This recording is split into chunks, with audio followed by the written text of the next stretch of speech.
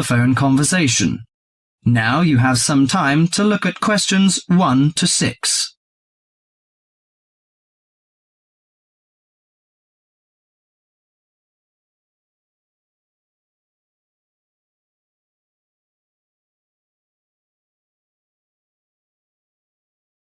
Listen to the conversation and answer questions 1 to 6.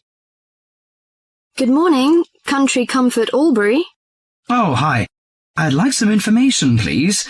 I'd like to find a double room to stay for the weekend. What kind of rooms do you have? Well, we provide a variety range of accommodation depending upon your likes.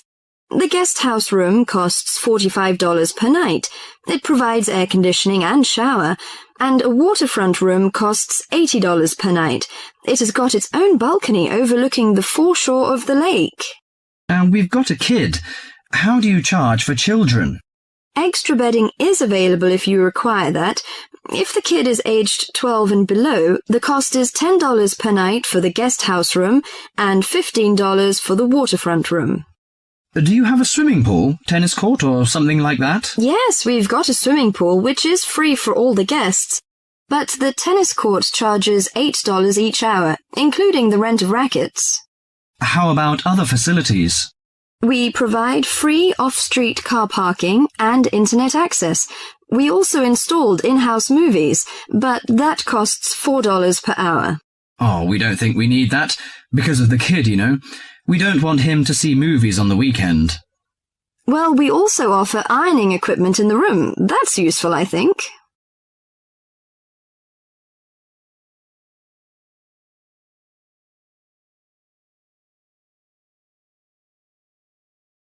Before listening to the rest of the conversation, you have some time to go through the questions 7 to 10.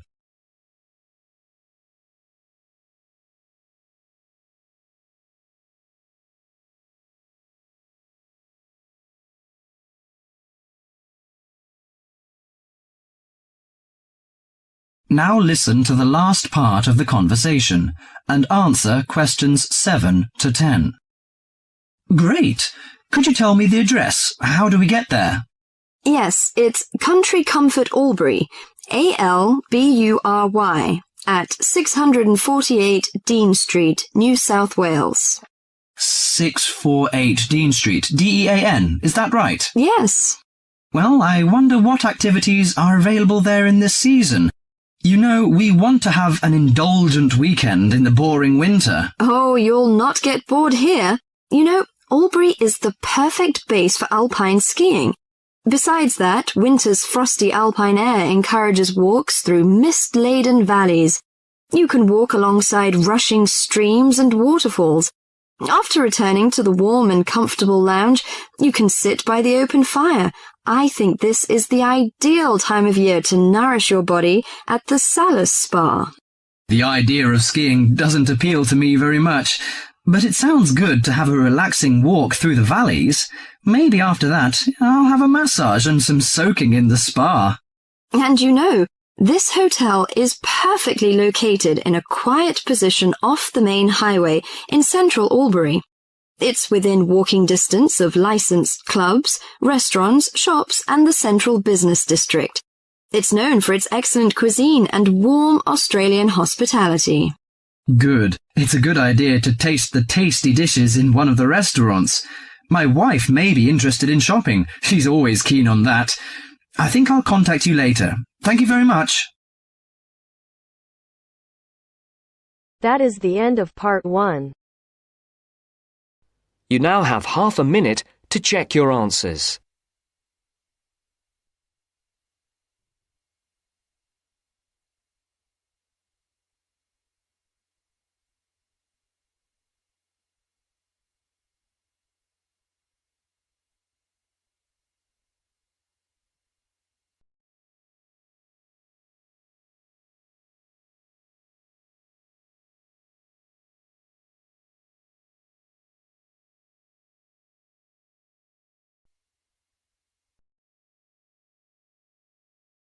Part 2. You will hear the head teacher of a school giving a talk to parents about some new classrooms. First, you have some time to look at questions 11 to 14.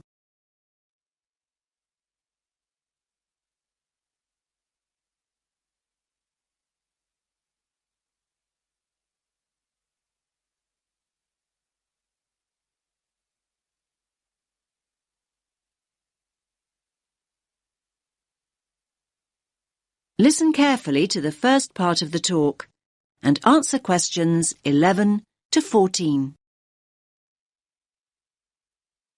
Good evening, everyone, and thanks for making it along. I know how busy you all are with term coming to an end. As you know, the aim of this meeting is to show you the plans we've got to add 2 new classrooms and how that will affect the playground. Now, I've heard that quite a few of you are worried that there'll be hardly any playground left, but I want to reassure you that that's not the case at all. I think there's been quite a lot of uninformed talk going on, and people have started worrying unduly. I certainly hope I can dispel any of your concerns this evening. Firstly, I have a plan of what the school should look like, which I'll project onto the screen.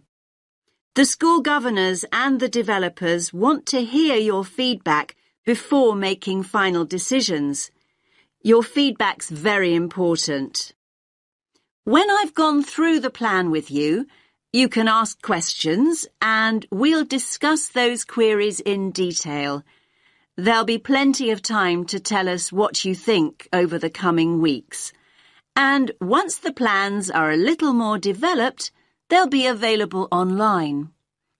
There'll be a weekly update, and once the actual construction begins, you'll be able to check progress as it happens. Personally, I'm very happy with where we've got to. I knew we had to have the extra space, but I must admit I worried long and hard about what we might have to sacrifice for it. The developers have certainly convinced me that we've made the right decision. You now have some time to look at questions 15 to 20.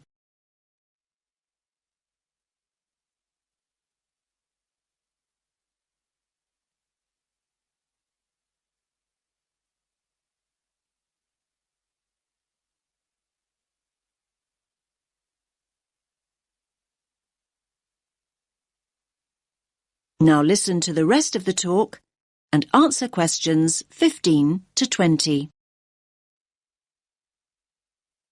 Right, can everyone see the plan now? Good. Let's start at the Balfour Road entrance, since that's where most of you come and go from. The Farley Road entrance and lower playground won't be affected at all. Now, as you come into the top playground, the 2 new classrooms will be on the right. There'll be a new gate, and the steps down will be rebuilt. There'll be a ramp for disabled visitors too. On the plan here, only the parts of the building affected by the plans are shown. I'll explain why the hall is marked on later. So, as I said, the new classrooms will be to the right of the entrance and, as you can see, will take up very little of the playground space. We feel the Year 6 children need their own area away from the younger children. So, this one on the left of the 2 rooms will be the new Year 6 classroom. As you can see, there's no direct entrance from the playground. The plan is to include a small entrance area here from the playground for coats and boots and so on. Entrance to the classroom will be from that area. There'll also be an additional entrance to the hall from this cloakroom, so children will be able to get to the hall from 2 different directions, from inside the main building and from the new entrance area. I hope that's clear. Now, as you all know, the hall doubles up as the cafeteria at lunchtime. One of the rumours I heard was that we're planning to dispense with the cafeteria and open up a snack bar. I can categorically state that replacing healthy school meals with a snack bar is not remotely in our thoughts. The other new classroom, that's the one with the playground entrance here, is going to be an exciting new venture for us. That's because its principal use will be for the preschool and after-school clubs.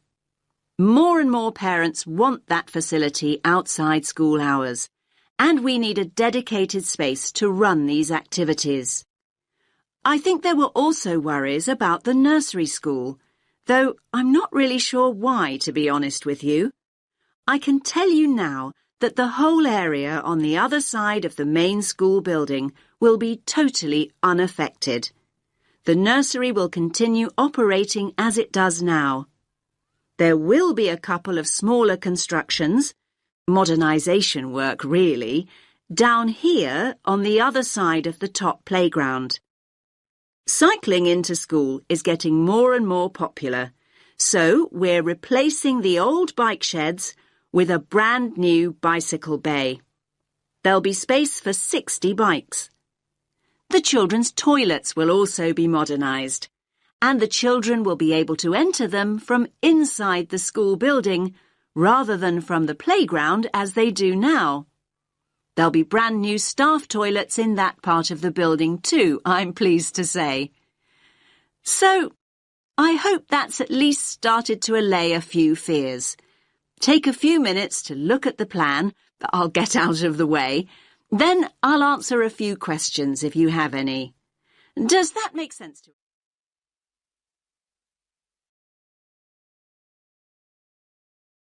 That is the end of part 2.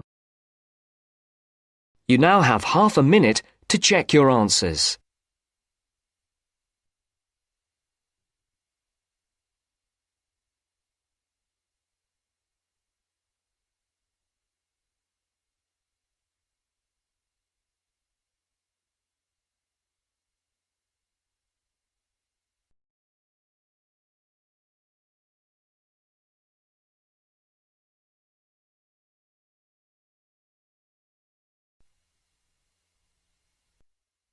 Now turns to part 3. Part 3. You hear a club leader giving information to a group of young people who are planning to do a 2-week holiday course at the Tamerton Centre. First, you have some time to look at questions 21 to 25.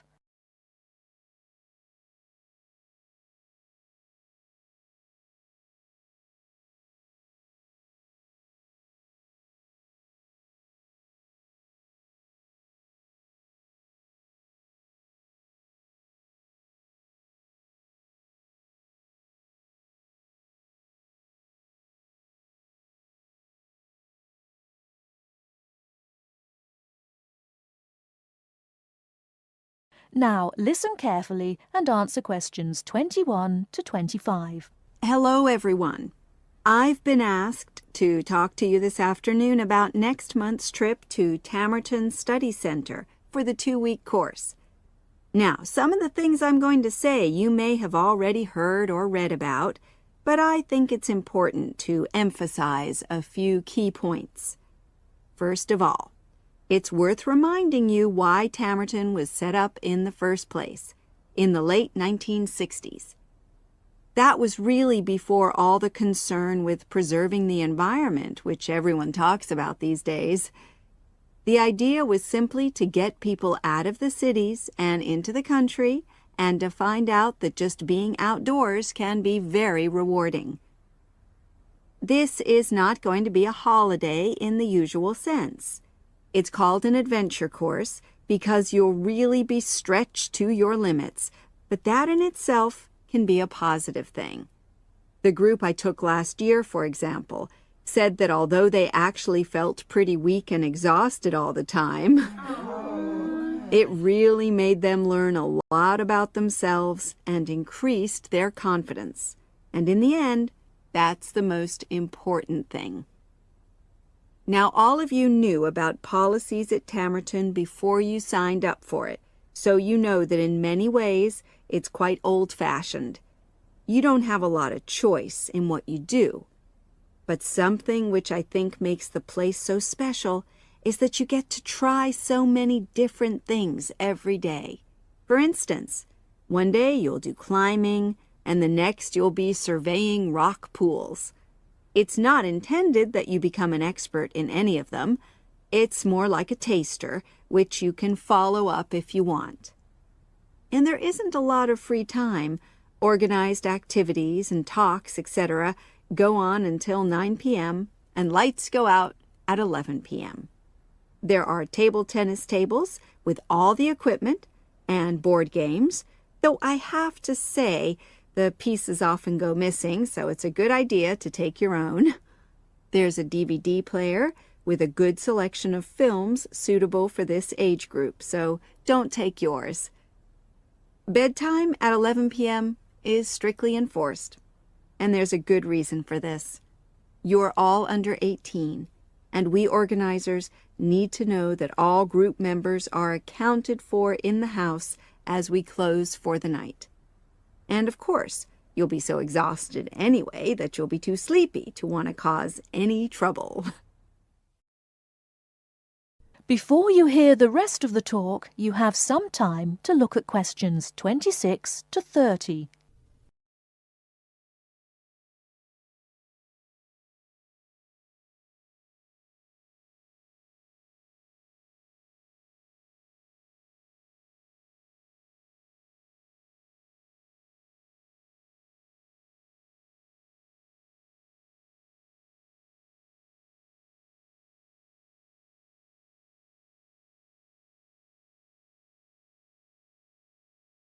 Now listen and answer questions 26 to 30. Now, what should you pack?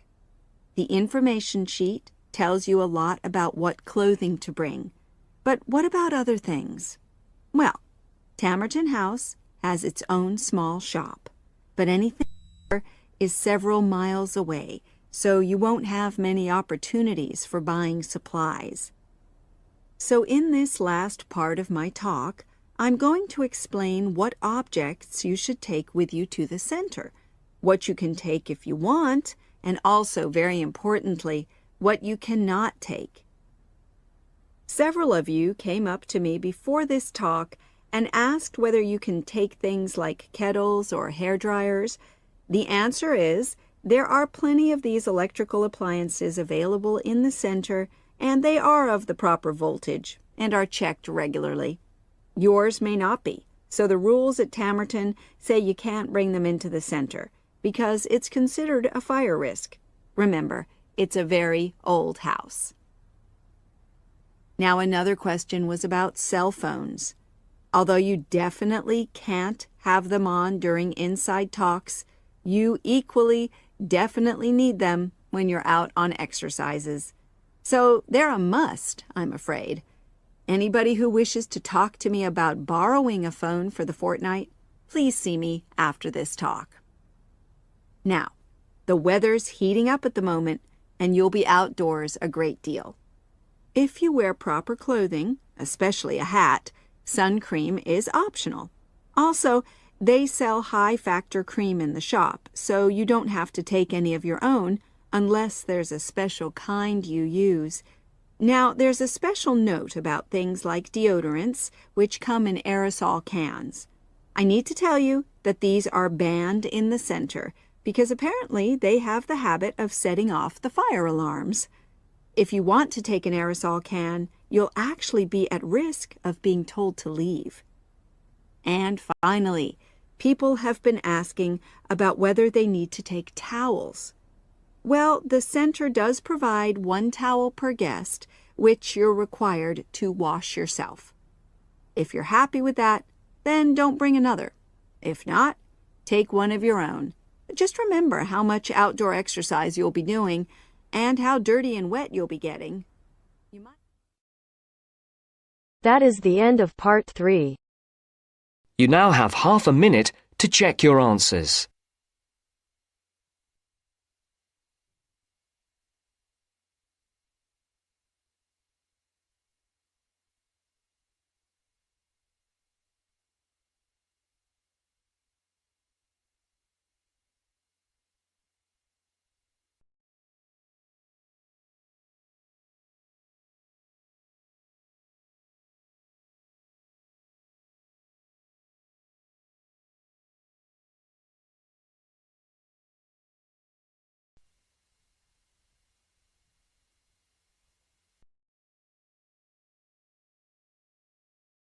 Now turns to Part 4. Part 4. You will hear the first part of one lecture, in a series of lectures about environmental issues. First, you have some time to look at questions 31 to 40.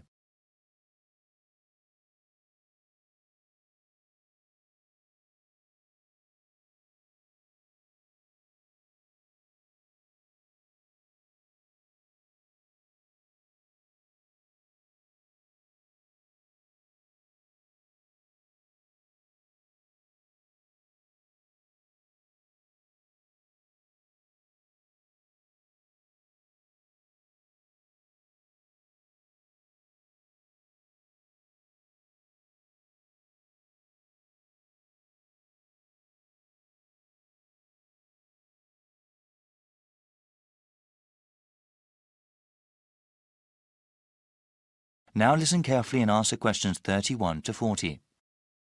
In this lecture series, we have been looking at the most pressing environmental issues that the world faces.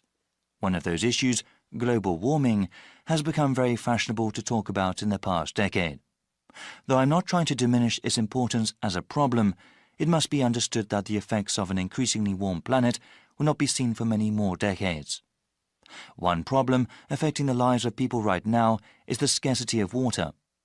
The need for fresh water will only increase as the world's population grows, especially in developing countries. In the future, changing weather patterns that come with global warming will only make the problem worse. People need water to drink, cook food, shower and wash clothes.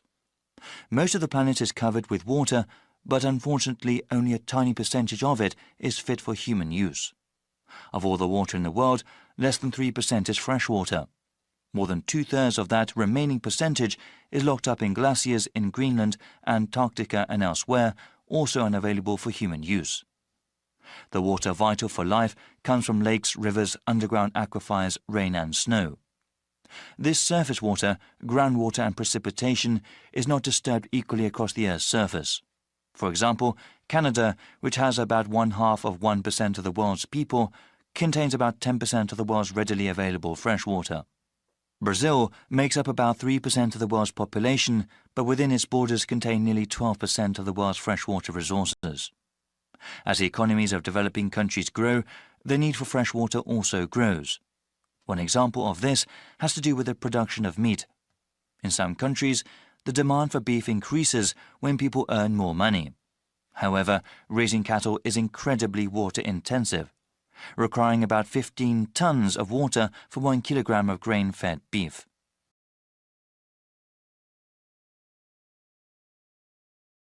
The scarcity of water has a direct impact on human life. When people are forced to walk many kilometers to the nearest source of fresh water, it may take hours away from their day. This, in turn, takes time away from school or from other productive work that helps the general economy.